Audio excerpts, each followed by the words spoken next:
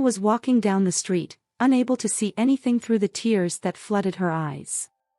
An hour ago, her whole world had collapsed at her feet, and now she didn't know how to pick herself up from the shattered pieces. In the morning, she believed she was happy and that nothing bad would happen. And now, this news: her husband, Andrei, had another woman. Ella and Andrei had been married for 7 years. They met at a student party and never parted ways. Half a year of dating was enough for them to realize they were made for each other. Their joyful wedding ended with a week-long vacation by the sea, and then they started the most mundane everyday routines, where everything was like everyone else's. But Ella and Andrei tried not to succumb to discouragement if something went wrong. They supported each other when problems arose at work, laughed at temporary poverty, offering each other a plate of instant pasta and a cheap tea in bags. They were carefree, happy young people. Time passed, their lives gradually improved. Andrei was already working in a managerial position. His income was enough for a worry-free life, but Ella couldn't find a good job, so she was still doing simple tasks in a company, earning an average salary. 3 years ago, Andrei's father fell seriously ill. He needed constant care, and her husband asked Ella to take on these responsibilities. "My dear, I understand we can hire a caregiver, but she will be a complete stranger. And I want Dad to be only with us. Just me. But I understand, I can't be with him all the time. Still, I have a job, but I will come as often as I can. I will buy everything needed for him and for you. Please, I beg you, accept it. What's happening to you at your job? Just nerves, and here you are both at work and at home, and in general, but I won't be able to tear myself between 2 houses, and who will feed you, clean you, cook your clothes? But I'm not a child, I'm 26 years old." After hesitating for a bit, Ella agreed. The next day, she started fulfilling her new responsibilities. Time passed, caring for the elderly took all her time, and the only thing that comforted Ella in her voluntary imprisonment was the old man's grateful eyes. After he died, Ella's life returned to its usual course. True, now she couldn't find a job in her field, but Andrei reassured her again. "Rest now, you need it very much." So, Ella became a housewife. One day she went to her father's apartment, which had been empty for a year, and decided to tidy up and take some of the things left.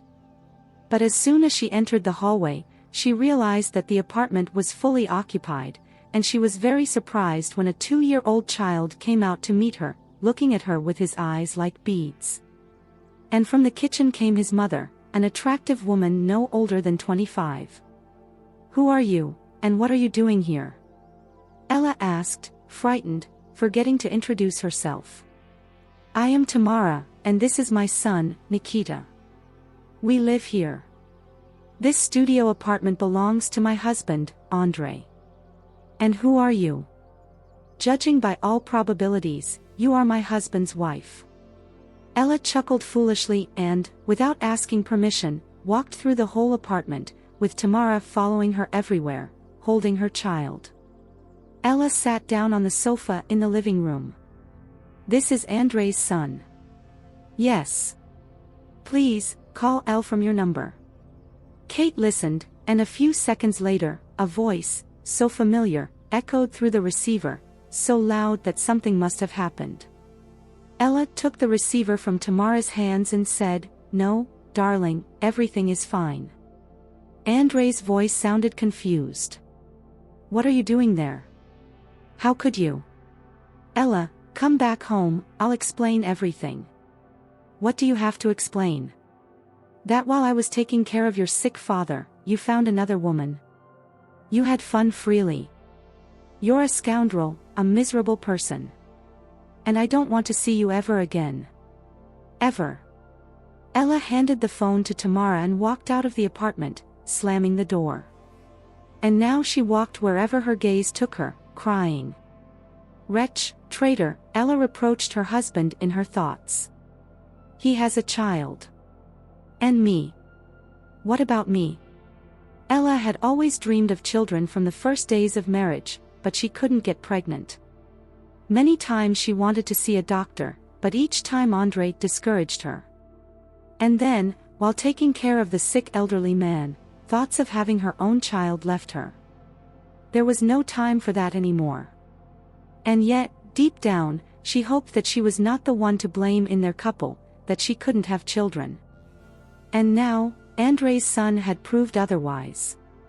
So, she was infertile and alone. Now she had nothing and would have nothing, no family, no children, no job. She didn't need anyone. Not even herself. It started raining, but she seemed not to notice, walking among abandoned dahlias, not thinking at all where she was going. The phone in her bag was ringing insistently, but she paid no attention to it.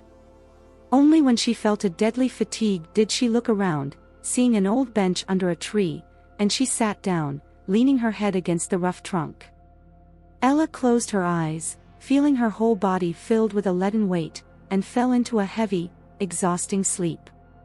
Darkness was setting in. Raindrops hitting her face harder and harder, but Ella was indifferent to everything. Meanwhile, for 3 years, Fred, running away from his grandmother, splashed through puddles, enjoying the droplets flying from under his bare feet. "Fred, you rascal, where are you?" The old woman tried to catch up with her grandson, failing to do so. "Where do I put you?" "To sew clothes and struggle with you." "Oh, my poor child." Finally, she managed to catch the child, but immediately let him go, sighing from the pain that pierced her back. She turned to look around for a bench. And only then did she see the woman sitting under the tree. The old woman jumped in fright, having time to wonder if she was still alive. Then she knelt beside her and touched her with her hand. "Who are you? And what are you doing here in the rain? Something happened to you?" Ella opened her eyes. "Please, don't be afraid. I'll leave now. I got lost here by mistake." "Where will you go in this darkness?" "Come with me. Here's my house, I live with my grandson. I'm Olivia Ivanovna, and he's Fred." Indeed, Ella saw the bald white head of a boy with big eyes peeking from behind the old woman's shoulder. Ella got up and, thanking the woman, reached out to the boy. "I want to take you," she suddenly proposed, and he happily climbed onto her, clutching her with his frozen legs. Half an hour later, when the child had been changed, and even Ella had gotten herself together, she sat in the kitchen with Olivia and Fred, drinking hot tea. And wanting to unburden herself, she told Olivia everything about herself, not hiding any details. Why did she do that? "Olivia Ivanovna, I did everything for him, I loved him, I cared for him. And what happened?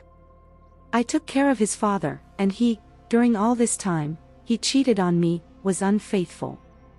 How can such a thing happen? And the most insulting thing is that I won't have children, and I wanted so much to have a son like this." Ella took Fred in her arms and, seeing him close his eyes, began to rock him gently. "How cute he is, not afraid of strangers." "Oh, Ella. That's why he's cute, because he lacks maternal love. His mother, like your husband Andre, was a tramp.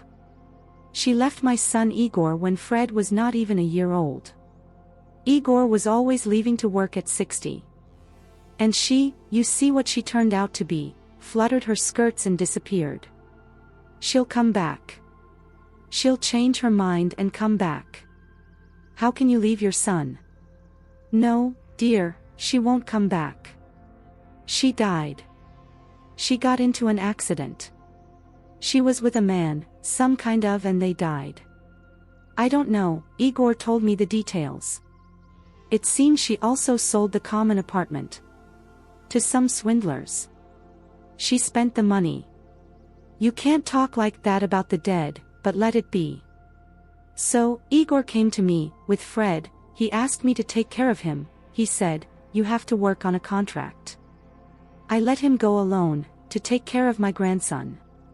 And with each passing day, it gets harder and harder. He's such a restless child. Oh, you fell asleep. Ella. Ella got up and put the boy in his crib, then helped the old woman tidy up the table, washed the dishes, and, falling asleep with surprise, she thought that for several hours she hadn't thought about Andre at all. 2 months passed. Ella lived with Olivia and Fred, doing all the housework, taking care of the boy and his grandmother, and becoming very attached to them. She hardly ever went out to the city for groceries and small things. She went to the store at the end of the neighboring street and enjoyed life at home. Andre initially tried to call her, but she wrote to forget about her existence and turned off the phone, which had become useless. One evening, she sighed strangely and sat down on a chair, and then began to lean to one side. Ella rushed to her, barely holding her, and took her to the couch, then ran to the phone and called the ambulance. 20 minutes later, the doctor arrived, examined the sick woman, and took her to the hospital for tests. From that day on, Ella's worries grew.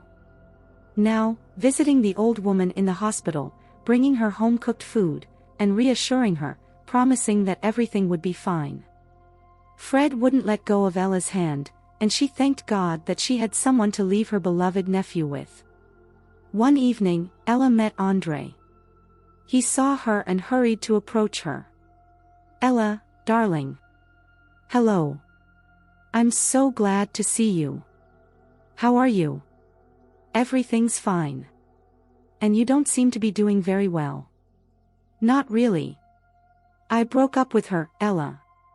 She cheated on me, got pregnant by someone else, and just wanted to get back at me, to show me that she could live without me. I raised someone else's child for 3 years, can you imagine? And then she got back together with her ex and left me. Ella, I miss you so much. Let's try to start over. Do you love me, don't you? And I love you. Truly. Yes, truly. You're late, Andre, with your love. Now she doesn't need it anymore.